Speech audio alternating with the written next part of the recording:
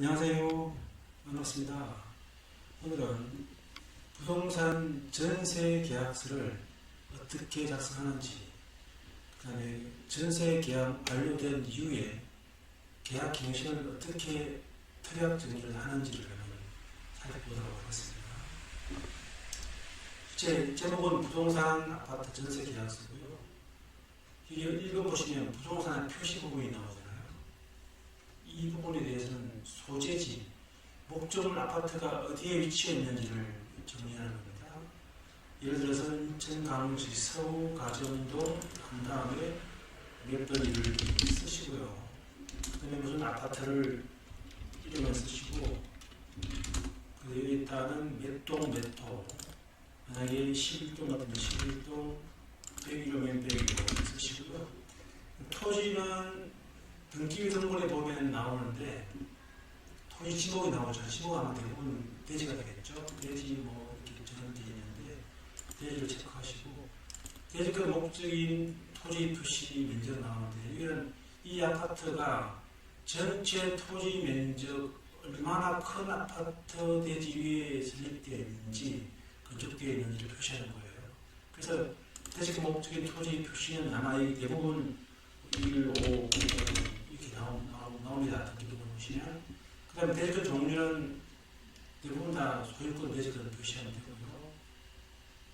대지권 비율이 나오는데, 이 아파트 대지권이 이 단독 11동 101호가 대지권 가지고 있는 단독 비율이 얼마나 되는지 그걸 표시하는 거예요. 그러니까 여기가 총 1억 5천이라고 했으니까 여기도 1억 5천만 분의 전용 지분, 다른 지분 22.24, 아니면 30.34 이렇게 나옵니다. 그러면 등기부 등본에 나온 그대로 기시하시면 돼요. 그리고 건물은 구조는 마찬가지로 등기부 등본에 나오는데, 구조는 철근 콘크리트 구조고요. 용도는 아파트. 그다음에 이거 자세히 보시려면 건축물 대장에 보시면 정확하게 나오죠. 건축물 대장에 아파트인지 뭐 무실 무주택인지 1인주택인지 체크하시면 되고요. 그다음에 이 아파트의 해당 아파트의 전용 면적, 요즘에는 전용 면적을 표시하기 때문에 대부분 60.6m 아니면 뭐 50.89점 나온다, 이렇게 전용 면적을 평범해서 표시하는 거고요. 요즘에는 펜으로 표시하는 게 아니라 전용 면적을 표시하기 때문에 등기부 등본에 있는 내용을 그대로 쓰시면 되고요. 임대할 부분은 여기 따르면 이제 이 아파트 11동 101호 쓰면 되겠죠. 여기다가 이 아파트 11동 101호 이렇게 쓰시면 돼요.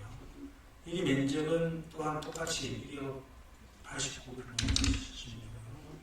그 다음에 계약 내용이 있어가지고 보증금은 얼마나 할 것이냐. 이 아파트 보니까 이건 6천만 원 되겠죠. 이것을 지우고 2억 5천만 원 하면 이렇게 쓰시면 돼요. 2억 5천만 원 하면 이렇게 되겠죠. 그 다음에 계약금은 보통 10% 하는 거기 때문에 여기다가 2억 5천만 원 넣어야 되겠죠. 이렇게 되면 잔금은 자동계산 적용하기 때문에 잔금은 1억 3천만 원을 잔금 일자를 대비해서 날짜를 이렇게 19일 하시든지 이렇게 하시면 돼요. 그럼 이 중요한 내용은 다 정리가 됐고요. 그 다음에 이제 이쪽 계약 내용에 있어가지고 본 계약 기간은 2년 계약 24개월로 한다는 뜻이거든요. 22년 11월 19일 잔금인 날부터 2년 계약이면 24년 11월 19일이고, 여기서 날짜를 줄이면 돼요. 여기서 10월달 한다고 하면 10월달까지 하고 이렇게 정리하면 되고요. 이건 통상 합의한 대로 정리하시면 되고, 기본 계약 틀 내에 있는 용도 변경 전제된다고 하는데, 이게 무슨 말이냐면, 임차인은 이 아파트를 살면서 동의 없이, 임대인 동의 없이 구조를 변경하거나 제3자한테 전월세 다시 임차권 양도를 하거나 담보를 제공, 대출을 받으면 안 된다. 쓰는 거예요. 4조는 계약 해지. 만약에 이 3조가 위반됐을 경우에는 임대인은 즉시 보존계약을 해지할 수 있다고 되어 있습니다. 해지할 수도 되어 있는데 해지하고 해제란 말이 있는데 해지는 장래에 계속부터 지금부터 장래에 계약이 효력이 없다는 뜻이고요. 가끔 가다가 이 계약 해제가 나오는데 해제라는 말은 이 계약 최초부터 수업해서 효력이 없다는 뜻입니다. 그래서 이는 계약 해지를 썼습니다. 제 5조가 나오는데요. 이제 2년 계약이 살고 종료가 되면 임대인은 보증금을 반환해 주고요. 임차인은 부동산을 원상 회복할 의무가 있다는 내용을 표시하는 겁니다. 그리고 만약에 이제 오늘 계약을 썼다가 치면 계약 해제 사유가 언제 발생되는지 임대인은 오늘 계약금은 받았습니다만 잔금 때까지 사정상 내가 임대인이 못합니다라고 하면 받은 계약금의 매액을 상환하고 그리고 임차인이 생산 못한다고 하면 계약금을 포기하고 이 계약을 해제 나오죠. 여기는 해제할 수도 나옵니다. 아까 말씀드렸죠. 해제는 처음부터 이 계약이 없어지도록 한다는 뜻이에요. 그 다음에 제7조 이제 혹시 채무 불이행이 돼가지고 손해배상이 발생됐을 경우에 재판상 청구할 경우도 포함됩니다. 그때는 계약금을 손해배상액의 기준으로 본다라고 되어 있고요. 만약 이 기준이 없다고 하면 당사자가 손해본 금액을 입증을 해야 될 사항이 생기기 때문에 이미 여기서는 계약금을 손해배상금의 기준으로 본다고 정해져 있습니다. 중개보수가 있는데 이는 중개보수는 당사자이기 때문에 생략하고요. 그 다음에 제9조 중개하객 설명서도 교도하게 되어 있는데 공인중개사 가면 반드시 중개사 하객 설명서를 설명하고 보증서를 첨부하게 되어 있습니다. 보증서를 첨부한다는 의미는 이 계약에 대해 보증을 하겠다는 뜻이고요. 중개사가 하는 계약이기 때문에 신빙성이 더 부여되고 만약에 보증보험을 가입하거나 대출을 이룰 경우에는 반드시 공인중개사가 계약서를 작성해야만이 대출하고 보증보험 계약이 이루어진다는 사실을 명심하시기 바랍니다. 그리고 이제 한번 특이한 경우 한번 볼까요? 보통 우리가 일반적으로 부동산 공인중개사가 작성한 중요한 내용의 특약을 가지고 있는데요. 당사자들은 이것을 한번 참조하셔서 특약을 선택하시면 될 것 같습니다. 한번 해보도록 하겠습니다. 1번 현 시정 상태에서의 전세 계약이며 등기사항 증명서를 확인하고 계약을 체결합니다. 되어 있죠. 등기사항 증명서는 등기부 등본으로 말하는 거예요. 그리고 잔금 때까지 공과금은 임대인이 부담합니다. 되어 있습니다. 잔금 때 각종 공과금이 많습니다. 가계비도 있겠고요. 전기세, 가스비 이런 것들도 있고 전기 충당비 이런 것도 있기 때문에 체크하시고요. 2번 등기 등본상 근저당권 설정은 없는 상태의 계약이나 임대인은 잔금 1일까지 되어 있죠. 이게 중요한 말입니다.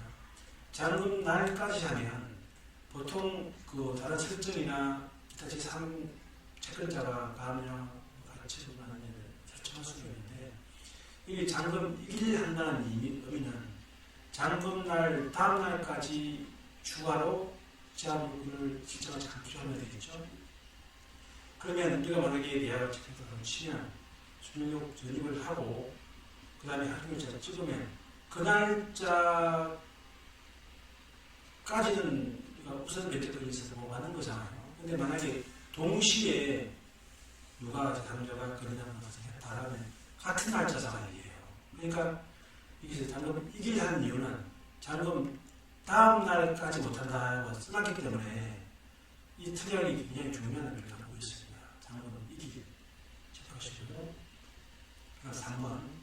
임차인은 이건 아파트 현장을 확인하고 임차하는 것이며, 이 아파트는 오래된 아파트이므로 작은 하자는 임차인이 수인하고 꽂혀 사용하고 소모품 등은 꽂혀서 쓰시고 이 말이고요. 중대한 하자는 그런 보일러 파손, 누수, 아파트의 출력 이런 것도 말하는 거예요. 중대한 하자는 임대인이 하자라고 책임을 집니다 이 말은 수리해 줍니다 이 말이에요. 그리고 임차인은 목적물을 사용할 때 선간 주의여부를 다하여 사용합니다 되어 있는 이 말은 무슨 말이냐면, 민법에 나와 있는 선량한 관리자의 주의여부를 다하세요 이 말입니다. 줄임말이고요. 4번 각 당사자는 중개소 공동중개할 때 이야기인데, 중개한 측면에서 첨부가 되어 있는데 이걸 설명하도록 하겠습니다. 그리고 임차인은 대항력, 확정일자, 임대차 신고 등에 관한 내용을 설명드렸다 되어 있는데, 그걸 당사자가 계약하더라 마찬가지예요. 대입신고를 하시면 다른 측정이 없다고 하면 그때부터는 대항력이 부여되고요. 확정일자를 반드시 찍어야 됩니다. 그 다음에 임대차 신고 업무가 부여되기 때문에 계약 착수한 날부터 30일 이내에 임대차 신고 업무도 부과되어 있습니다. 이거 하면 가태료가 부과되기 때문에 반드시 같이 신고하시기 바라고요. 그리고 이제 임대인은 임차인의 전세 대출에 동의하는 나오잖아요. 좀 대부분 대출을 하고서 그런 거기 때문에 특이하게 정리해 주시는 것이 없습니다. 그 다음에 만약에 이 아파트가 현재까지 세입자 살고 있다가 장업시까지 현 세입자의 명도 및 태거를 해주려는 얘기인데, 이 태거 글자를 꼭 기재하셔야 돼요. 명도만 한다는 것도 아니고, 명도할지라도 주민력 태거가 안 되면 대출이 되겠다가 보면 큰 낭패를 당합니다. 당일날 은행에서는 태거를 하고 전입신고를 하라고 하는데, 기존 세입자가 태거가 안 되어 있으면 아무리 전세 새로운 세입자가 주민력 전입자가 안 되는 경우가 있기 때문에 태거 꼭 적으시해 주시고요. 마지막으로 본 특이한 내용에 기회되지 않는 사항, 민법상 임대차 계약에 관한 규정과 부동산 임대차 일변 관리에 따른다고 적으시고요. 그 다음에 지금 끝나는데, 여기는 임대인 계좌번호 있습니다. 여기다가 계좌번호를 반드시 쓰세요. 쓰시면 그래야 나중에 이 계좌의 본인도 확인할 겸 계약서의 진정성도 보장할 겸, 그 다음에 확실한 계약이기 때문에 계약서도 꼭 쓰시고요. 그 다음에 보통 이제 계약서가 끝나면 이하 예비를 가서 기재하시고 끝내는데, 오늘 중요하게 다스릴 부분은 제가 계약 갱신 청구권에 대해서 설명드리려고 이 유튜브를 촬영하고 있습니다. 보통 우리가 일반적으로 계약이 끝나면 다음 해에 이어서 계약 갱신 청구권을 쓰는 경우도 있고, 묵시적 계약 갱신을 하는 경우도 있고, 계약을 다시 작성할 경우가 생기는데, 그럴 때는 또 부동산 사무소에 와서 계약 작성하려고 하면 또 다른 비용이 발생됩니다. 그래서 그러지 말고 기존 계약서 밑에다가 계약 갱신 청구권 내용을 쓰시고, 그대로 5% 인상이면 5% 인상했다라고 적으시고, 그대로 그전 계약서를 가져가시면 됩니다. 제가 계약 갱신 청구권에 대해서는 개괄적인 내용을 하나 설명해 드리거든요. 이 특이한 내용이 정리할 부분은 이렇게 많지만 간단하게 쓰시면 되는 당사자들은 어디에서 넘어가면 본 계약 갱신 청구권을 행사하여서 언제부터 언제까지 다시 임대차유를 합니다라고 하고, 보증금은 5% 이상에 드립니다라고 쓰시면 되는데, 계약 갱신 청구권에 대한 원칙적인 설명을 한번 해드릴게요. 주택임대차보호법에 따른 묵시의 갱신 계약 규정에도 불구하고 임대인은 임차인의 임대차 기간이 끝나기 6개월 전부터 2개월, 예전에는 1개월이었는데요. 2020년 12월 20일 이후부터 체결한 계약은 2개월까지 돼요. 그 전까지 계약 갱신을 요구할 정당한 권리가 있다는 거예요. 차이는. 임대인은 정당한 사유가 없으면 거절하지 못한다고 되어 있습니다. 그러면 정당한 사유가 어떻게 있느냐? 특히 임대인이 계약갱신을 내가 허락할 수가 없다. 거절할 수 있는 사유가 규정되어 있습니다. 그 사유를 한번 보면 임차인이 2기의 2번의 월세를 내지 않거나 그 금액에 이르도록 차임을 연체한 사실이 있는 경우, 그 금액에 이르도록 되어 있잖아요. 그 금액이 만약에 월세가 한 달에 50만 원이라고 하면 두 분이 100만 원이잖아요. 어쨌든 임차인들은 한 달 이번 달을 내고 또 다음 또 쭉 안 되다 다음 달을 내고 또 안 되다 또 다음 달을 내고 이런 경우가 생기잖아요. 연이어 이기가 아니라 그 금액에 이르도록 차임이 되기 때문에 합쳐서 100만 원만 내면 주인은 임대차 갱신 계약을 거절할 권리가 있다 이 말이에요. 그리고 또 임차인이 거짓이나 그 밖에 부족한 방법으로 임차한 경우도 포함되고요. 또 서로 합의하여 임대인이 임차인에게 상당한 보상을 제공한 경우, 혹은 주로 이사비를 주고 나가라 이런 경우가 생기면 되겠죠. 그 다음에 임차인이 임대인이 동의 없이 목적 주택의 전부 또는 일부를 전대한 경우, 아까 전대는 아까 특이하게 기본 내용이 전대는 못하게 정해놨잖아요. 그럴 경우에는 또 임대인이 계약갱신을 거절할 수 있고요. 그 다음에 임차인이 임차한 주택의 전부 또는 일부를 고의나 중대한 과실로 파손한 경우도 포함되고요. 그 다음에 임차한 주택의 전부 또는 일부가 멸실될 경우, 임대차의 목적을 달성하지 못할 경우도 포함됩니다.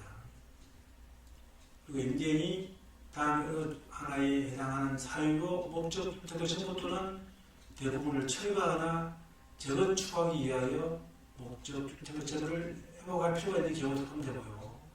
이런 경우가 좀 있는데 이런 경우는 어떻게 많이 없지만 또 대부분은 중요한 게 하나 있는데, 임대인이 계약이 끝날 시점 그 청구점에 본인이나 직계 가족이 이 아파트에 입주한다는 경우도 포함됩니다. 이런 경우에는 임대인이 임차인의 계약갱신 요구 거절을 행사할 수 있기 때문에 이 점에 주의하시고요. 만약에 이런 경우에도 불구하고 당사자가 직접 계약갱신 청구를 행사한다고 하면 아까 말씀드렸듯이 여기다가 특약을 설치면 돼요. 계약 청구를 행사합니다. 이렇게 행사합니다. 하시고 이렇게 붙이네요. 그 다음에 앞으로 월세 50% 얼마 올립니다. 계약기간을 얼마 쓰시면 되고요. 이렇게 하시면 당사자들이 직접 계약갱신 되었을 경우나 새롭게 전세 계약을 삭삭할 경우라든지 아무 문제가 없습니다. 날짜는 반드시 쓰시고요. 임대인 책사항 쓰시고요. 여기다가 쓰시고요. 임차인 책사항 쓰시고요. 이렇게 쓰시면 됩니다. 저는 하나부동산의 조정수고요. 전화번호는 되어 있습니다. 이렇게 오늘은 전세 계약을 어떻게 작성하는지, 갱신된 계약을 어떻게 처리하는지에 대해서는 살펴보았습니다. 오늘은 이렇게 마치도록 하겠습니다. 감사합니다. 좋은 하루 되세요.